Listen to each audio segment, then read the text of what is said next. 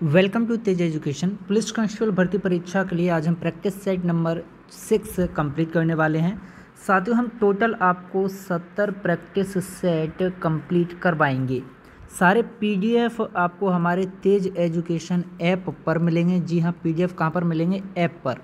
और आपके लिए हम 99 रुपये में पुलिस कांस्टेबल परीक्षा के लिए 10,000 लगभग प्रश्न हैं, 8 से 10,000 प्रश्न साइंस और जीके के जो आपको प्रोवाइड करवा रहे हैं, जिसमें व्यापम के प्रीवियस ईयर के प्रश्न हैं, एनसीईआरटी आधारित प्रश्न हैं। तो आप पूरा पैकेज हमारा एप्लीकेशन पर जो है प्राप्त कर सकते हैं। सबसे पहला प्रश्न है कि न्यूमूर द्वीप विवाद किन देशों के बीच है। बहुत कठिन लेवल के प्रश्न आते हैं, चाहे जीके हो चाहे साइंस हो। आपको हर तरह से तैयार होकर जाना है। आपका स्कोर क्या रहता है कमेंट करके जरूर बताना है। न्यूमूर द्वीप विवाद साथियों है भारत और बांग्लादेश के बीच।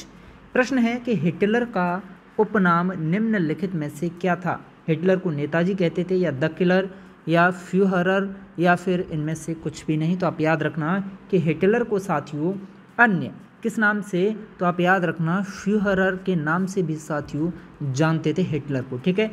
प्रश्न बनता है कि निम्नलिखित में से कौन सा युग्म सुमेलित नहीं है। यहाँ पर कौन सा जोड़ा है जो गलत दिया गया है। जैसे कि यहाँ पर नाम दिया गया है कि ताइवान का साथियों पुराना नाम था क्या? फारमूसा, बिल्कुल सही है। जाम्बिया का पुराना नाम था साथियों नॉर्थ रोडेशिया, बिल्कुल सही है। कम्बोडिया का पुराना नाम था साथियों कंपूचिया। यहाँ पर मक्का का पुराना नाम साथियों गलत दिया गया है।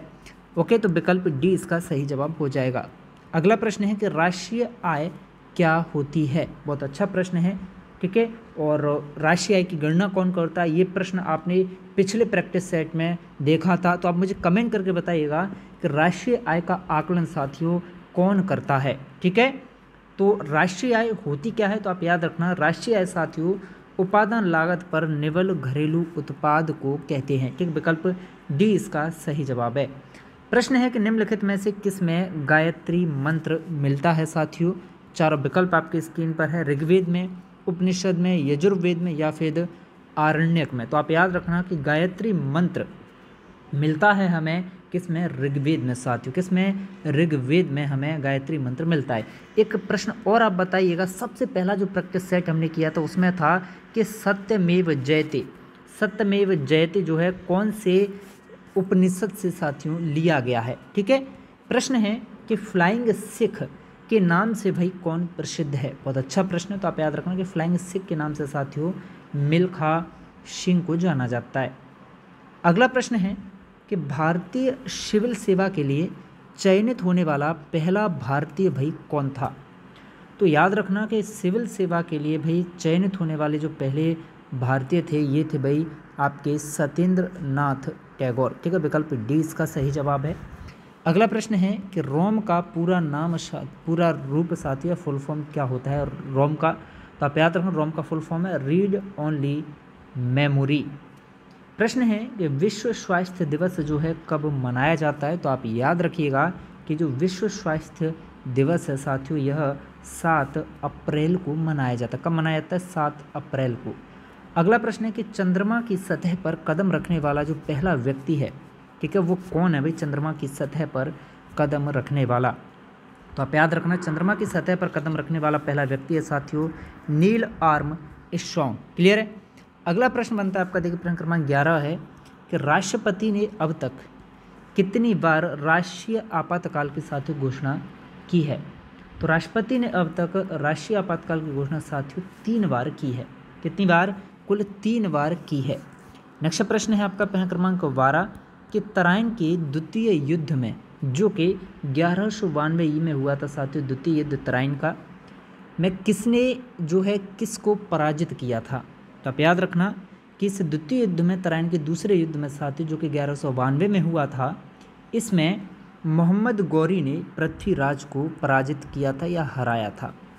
प्रश्न है कि पृथ्वी के दोनों ओर कौन से ग्रह हैं। तो आप हमेशा याद रखना कि पृथ्वी के दोनों ओर साथियों मंगल और शुक्र ग्रह हैं। कौन है साथियों? मंगल ग्रह और शुक्र ग्रह। अगला प्रश्न है कि 4 मीनार कहाँ पर मौजूद है।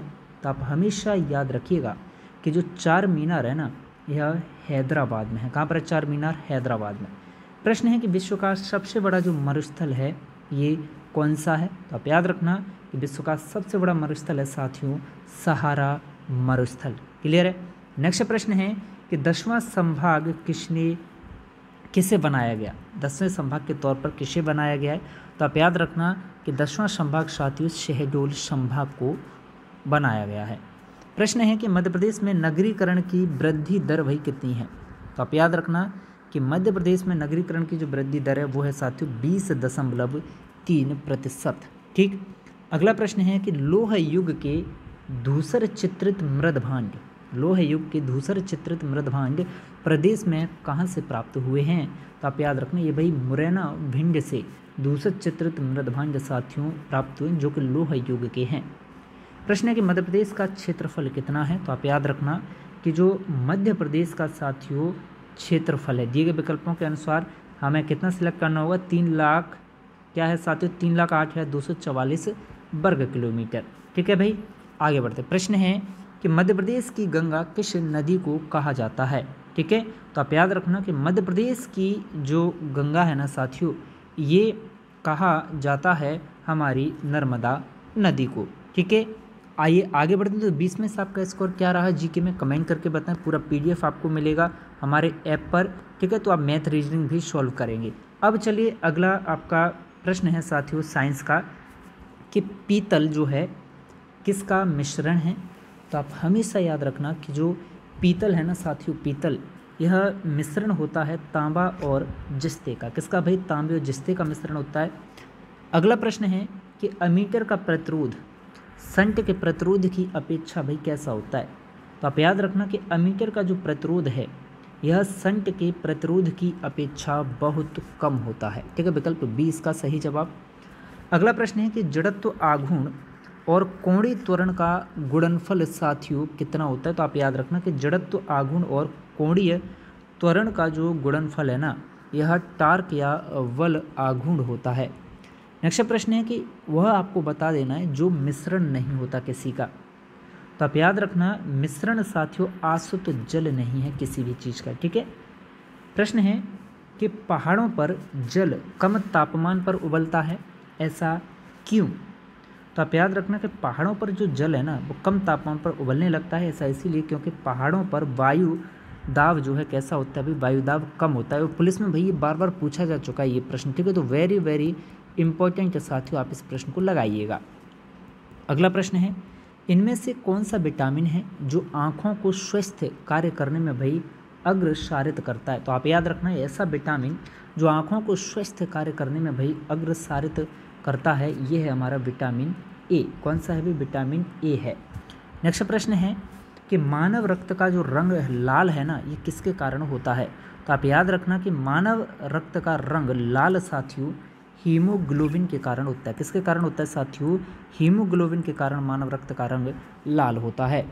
नेक्स्ट प्रश्न है कि कोशिका का ऊर्जा केंद्र भाई किसे कहा जाता है। तो आप हमेशा याद रखना कि कोशिका का जो ऊर्जा केंद्र है ना मेरे प्यारे साथियों ये माइटोकॉन्ड्रिया को कहा जाता है। ठीक।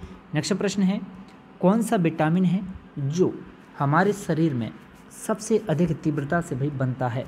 तो आप याद रखना ऐसा विटामिन जो हमारे शरीर में सबसे अधिक तीव्रता से बनता है यह है साथियों आपका विटामिन डी। कौन सा है, विटामिन डी है। नेक्स्ट प्रश्न है कि कौन सी धातु है जो मुक्त अवस्था में भी पाई जाती है। तो आप याद रखना सीसा एक ऐसी धातु है जो साथियों कैसी मुक्त अवस्था में पाई जाती है।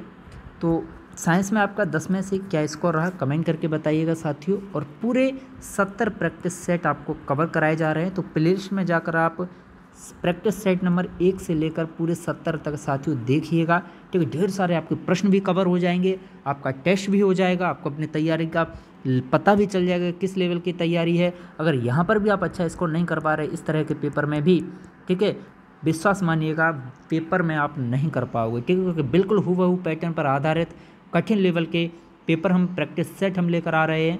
ठीक है, तो पीडीएफ के लिए आप हमारा ऐप डाउनलोड करें और 99 रुपये में साथियों पूरा आप पीडीएफ का पैकेज हमारे ऐप पर प्राप्त कर सकते हैं।